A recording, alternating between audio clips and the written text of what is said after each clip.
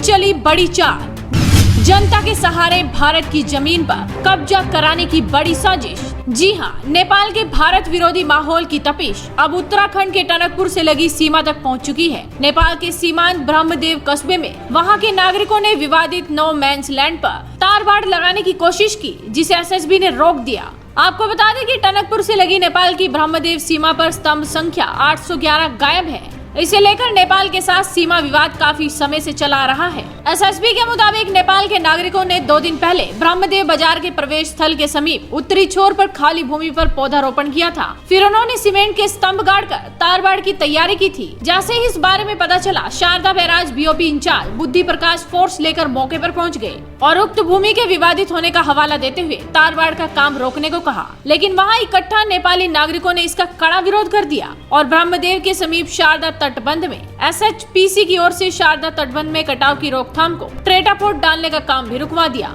उन्होंने कहा कि जब सीमा का विवाद है तो ब्रह्मदेव के समीप भारत की ओर से भी कोई निर्माण कार्य नहीं होने दिया जाएगा। बताया जा रहा है कि इस दौरान मौके पर तनावपूर्ण स्थिति पैदा हो गई। मामले की सूचना पर दोपहर बाद सितारगंज मुख्यालय से एसएसबी के डिप्टी कमांडेंट मुरारी लाल सीमा पर पहुंचे। उन्होंने नेपाली नागरिकों से बातचीत की, उन्हें समझाने की कोशिश की, तब जाके कहीं माहौल शांत हुआ। एसएसबी अधिकारियों के मुताबिक फिलहाल सीमा पर हालात सामान्य हैं, लेकिन ये कहा जा सकता है कि नेपाल लगातार अपनी गंदी हरकतों पर उतरा हुआ है। कोई न कोई विवाद पैदा ही करके रखता है, कभी सीमा विवाद, कभी अयोध्या विवाद, तो कभी नक्शे का विवाद। अभी हाल ही में भारत ने नेपाल के रिफाइंड पाम ऑयल के आयात पर रोक लगा दी थी, जिससे नेपाल को भारी नुकसान भी हुआ। इसके बावजूद भी नेपाल सुधरने का नाम नहीं ले रहा, लगातार कोई न कोई विवाद छेड़े रखता है। देखना होगा कि नेपाल की हरकतें आखिर बंद कब होंगी। इस वीडियो को शेयर कीजिए, साथ ही आपके अपने चैनल हेडलाइंस इंडिया को सब्सक्राइब कीजिए।